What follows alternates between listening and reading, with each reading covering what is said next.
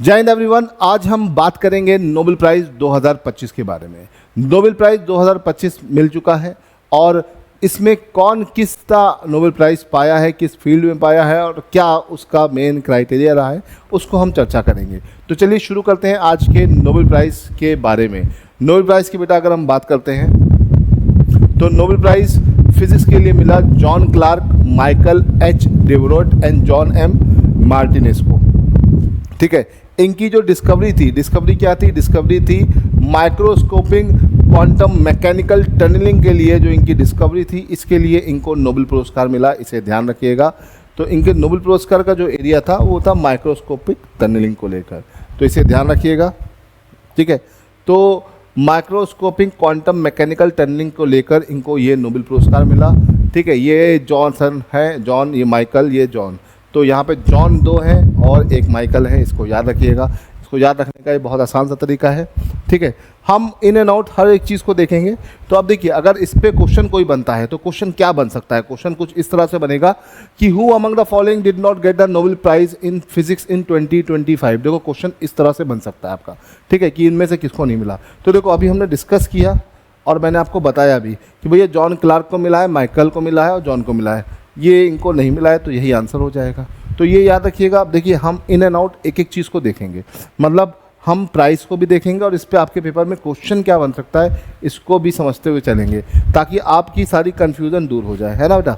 चलिए आगे बढ़ते हैं। तो हमारा अगला प्राइज़ जो है वो है केमिस्ट्री का। किसका है? केमिस्ट्री का।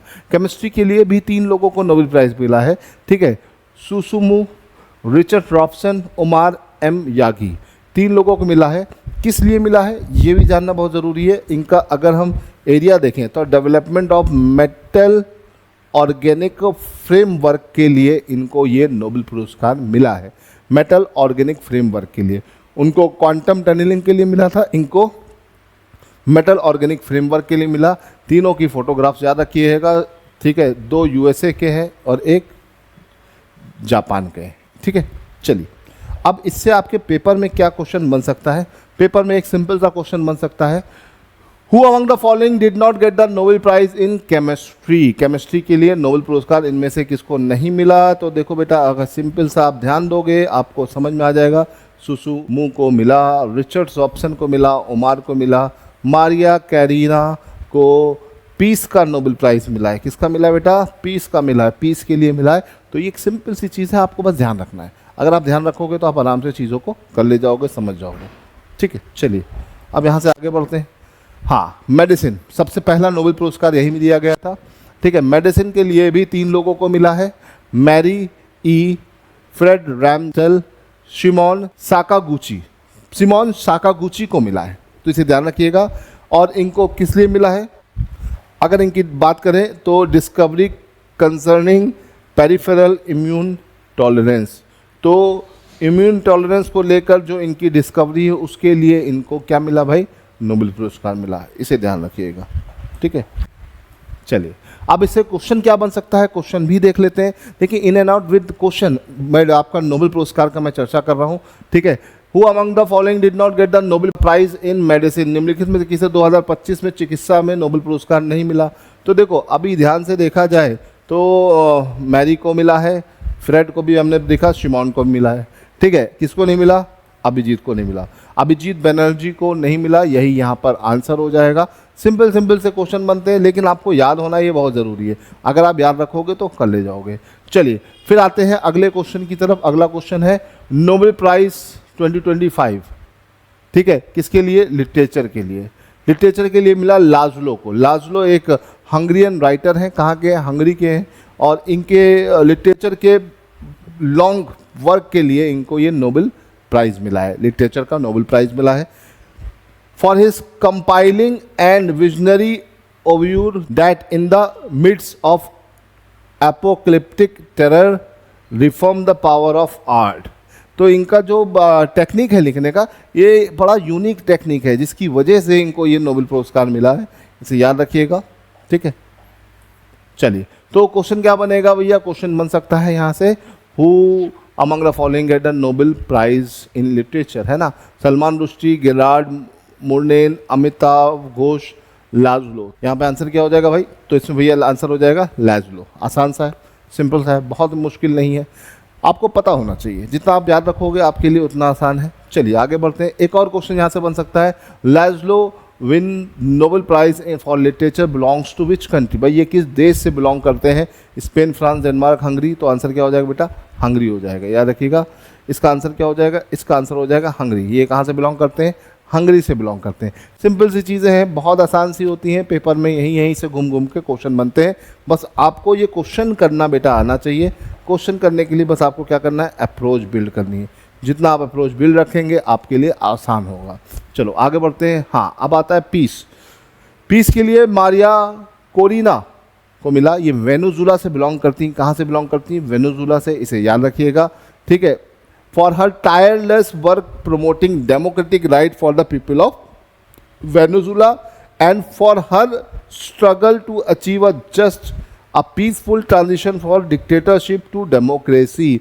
वेनेजुला को डिक्टेटरशिप से डेमोक्रेसी की तरफ लाने के लिए जो इनकी पहल थी, इनकी शुरुआत थी, उसके लिए इनको ये पुरस्कार दिया गया है। इसको आपको ध्यान रखना है। छोटी छोटी चीज़ें हैं जो पेपर में क्वेश्चन बनाती हैं, इसे ध्यान रखिएगा। चलिए अब यहाँ से क्वेश्चन क्या बन सकता है? Who get the Nobel peace prize? तो देखो यहाँ पे डोनाल्ड ट्रंप तो आपके नहीं है ना। डोनाल्ड ट्रंप का नाम आप लोगों को याद ही रहता है, तो डोनाल्ड ट्रंप नहीं है, ठीक है। मारिया कोरिना है। नियोन हिंडाल्को अभी नहीं, लास्ट ईयर थे, ये 2024 के नोबेल प्राइज़ विनर है, पीस प्राइज़। और नरगिस मोहम्मदी आपकी 2023 की हैं, और ये मारिया कब की हैं? 2025। तो आपको पिछले 3 साल के भी मैंने बता दिए हैं ताकि आपको चीज़ें क्लियर हों। जितनी चीज़ें आपको क्लियर होगी बेटा तो आपके लिए ही अच्छी होगी, आपके लिए आसान होगा, ठीक है। चलो आगे बढ़ते हैं। Economics, last but not the least, Nobel prize in the field of economics, जो मॉकेल, फिलिप्स एगियोन, पीटर होबिट, ठीक है। तो इनकी जो थ्योरी थी, कौन सी थ्योरी थी? Sustainable growth through creative destruction, है ना। Sustainable growth through creative destruction, इनका ये जो कॉन्सेप्ट था, इसके लिए इनको नोबेल प्राइज़ मिला। अब खास बात क्या है, ये जो पीट जोल है, इनको इनकी इनाम की 50% राशि मिली है और बची हुई 50 इन दोनों में बांटी गई है। इसे याद रखिएगा, ठीक है। इंपॉर्टेंट है, ध्यान रखने वाला पॉइंट है, ध्यान रखोगे तो आसान रहेगा, ठीक है। चलिए, तो क्वेश्चन क्या बन सकता है? कंसीडर द फॉलोइंग, निम्नलिखित पर विचार करिए। 5 नाम दे दिए गए हैं आपको। Which among the following won the Nobel prize in economics 2025? इनमें से कितने लोगों को मिला है, ठीक है। तो जोल मॉकरेल, फिलिप्स और पीटर, इनको मिला है। ये दोनों तो दूसरी फील्ड के नोबेल प्राइज विनर है। तो उस हिसाब से देखा जाए तो इस क्वेश्चन का आंसर हो जाएगा 1, 2 एंड 3, बी वाला आंसर एकदम सही हो जाएगा। तो देखिए यहाँ पर आपके पेपर में क्या क्वेश्चन बन सकता है वो मैं आपको बता रहा हूँ। ये याद रखिएगा कि नोबेल पुरस्कार की जब हम बात करते हैं तो वो 6 अलग अलग फील्ड में दिया जाता है। इसके बारे में ऑलरेडी मैं एक वीडियो बना चुका हूँ जिसमें नोबेल प्राइज़ की हिस्ट्री और उससे रिलेटेड इंपॉर्टेंट पॉइंट मैंने आपके साथ डिस्कस किए। आई होप कि आपको सारी चीज़ें समझ में आई होंगी, ठीक है। चलिए आगे बढ़ते हैं। हाँ चलो, ये क्वेश्चन आपका होमवर्क है। इस क्वेश्चन का आप मुझे आंसर बताइएगा। सिंपल सा क्वेश्चन है, how many Indian got the Nobel prize till 2025? आप मुझे कमेंट में इसका आंसर बताइएगा। ये एक शॉर्ट वीडियो था ताकि आपको आसानी से सारी चीज़ें मैं बता सकूं। लेट्स सी आप में से कितने लोग इसका सही जवाब देते हैं। चलो बेटा, आज के लिए इतना रहने देते हैं। मिलेंगे अगली क्लास में कुछ और नए टॉपिक के साथ, कुछ और नई चीज़ों के साथ। टिल देन गुड बाय, जय हिंद।